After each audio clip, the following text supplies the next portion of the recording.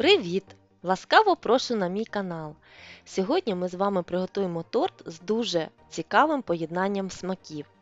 Така начинка зігріє душу, як ніби сонечко в останні теплі дні осені. Фундук в карамельному соусі, в міру солодкий мусовий прошарок з чорного шоколаду та карамелізована трішки пряна груша. Це потрібно обов'язково спробувати, тож залишайтесь разом зі мною. Весь рецепт ви знайдете в описанні під відео. Що ж, ми з вами розпочнемо, а саме з того в міру солодкого шоколадного мусу. Відважую потрібну мені кількість желатину, заливаю його холодною водою та залишаю в спокої, аби желатин набряк. Далі перейдемо до приготування всіх складових мусу. По рецепту потрібна фундучна паста. На цей момент в мене вдома її не опинилося, тому вирішила приготувати її вдома самостійно.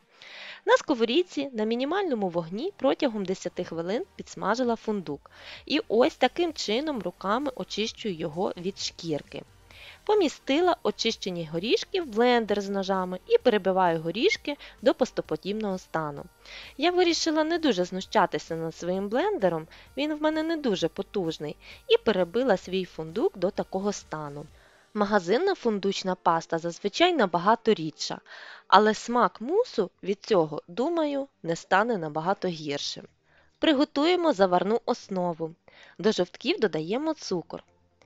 В ковшик з товстим дном наливаю молочко. Ставлю на маленький вогонь. Молоко потрібно довести до кипіння, але не кип'ятити.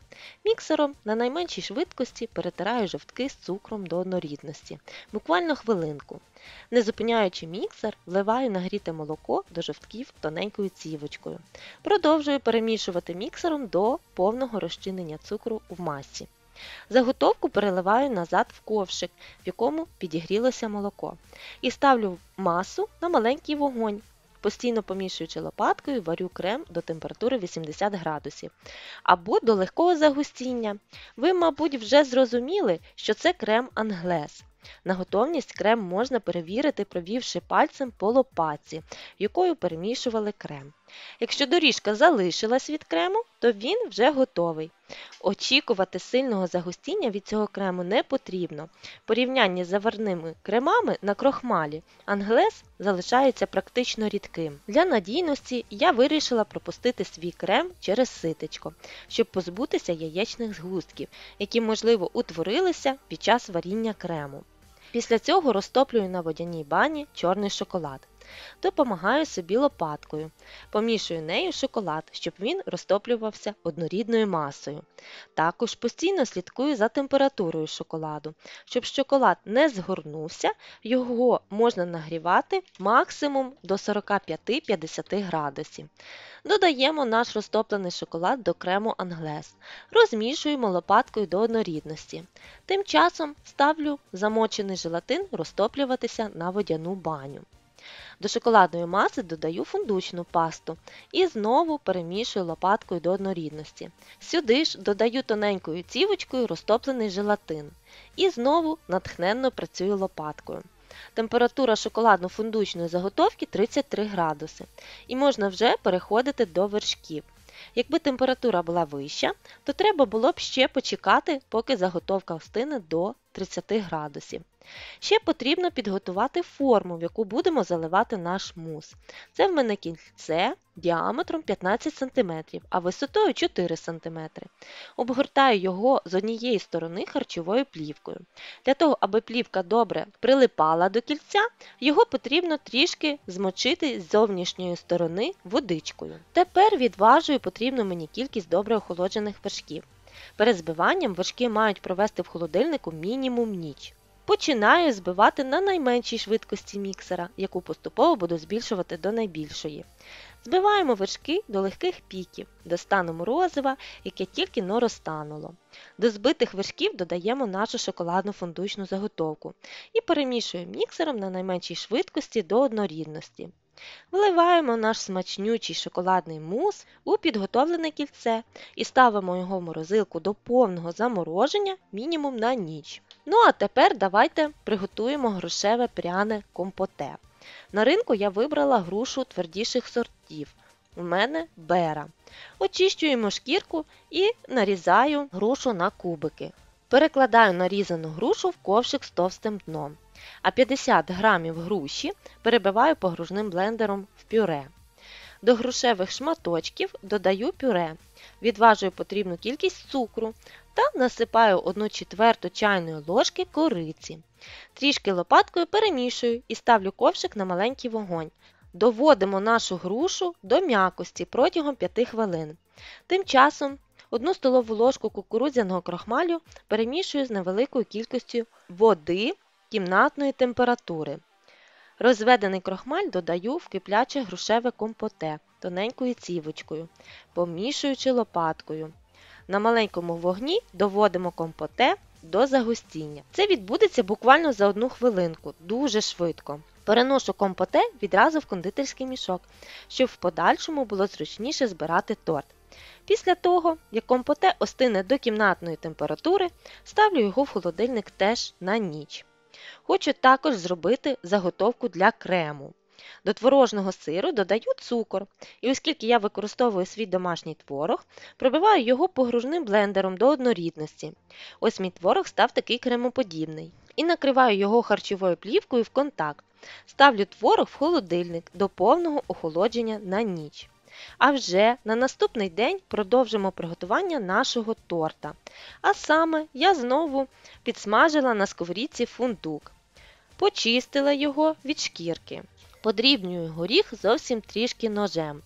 Переношу горішки в тарілку і додаю до них карамельний соус. Карамель можна придбати готову, а можна приготувати вдома. В наступному відео дуже детально розповім про всі нюанси приготування смачного карамельного соусу в домашніх умовах. Пишіть в коментарях, якщо вам цікава така інформація. Перемішую карамель з горішками.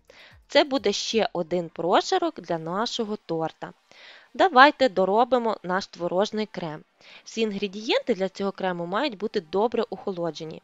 Підготовлений творог додаю добре охолоджені вершки та 2 столові ложки карамельного соусу. Починаю збивати міксером на найменшій швидкості, яку поступово буду збільшувати до найбільшої.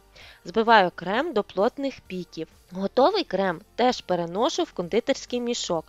Знову ж таки для того, аби було зручніше збирати торт. Хочу ще зробити розчин для просочування. 1 столову ложку невареного згущеного молока розводжу з невеличкою кількістю теплої води і розмішую до однорідності. Ну, тепер ніби всі складові до торта ми вже підготували і можна збирати торт. А збирати я його буду на підложці в роз'ємному кільці, обгорнутому всередині ацетатною плівкою. Пізніше розповім, для чого ще використовую тоненьку підложку. Вона нам допоможе в оформленні торта. Отже, на підложку кладу трішки крему, щоб торт приклеївся. Кладу перший бисквітний корж, підганяю під розмір роз'ємне кільце. Використовую в даний момент бисквіт Женуаз, який ми з вами готували в минулому відео. Посилання на нього з'явилось у правому верхньому кутку. Просочую бисквіт зовсім трішки. Далі равликом викладаю на бисквітний корж крем. Саме з допомогою кондитерського мішка це можна зробити найбільш рівномірно. Порівняю крем трішки ложечкою.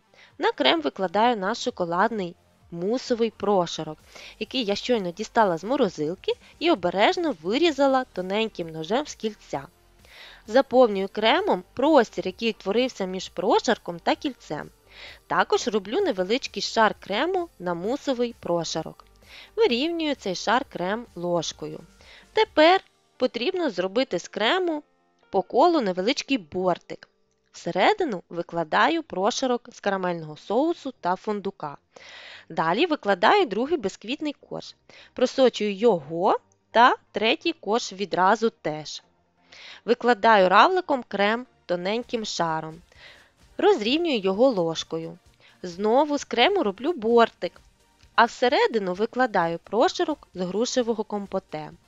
Наверх торта викладаю останній бисквітний корж.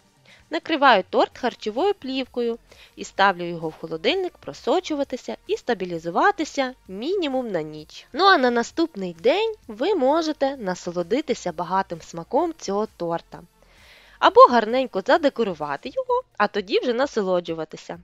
Смак цього торта і справді можна назвати багатим, адже як вдало в ньому поєдналось так багато смаків.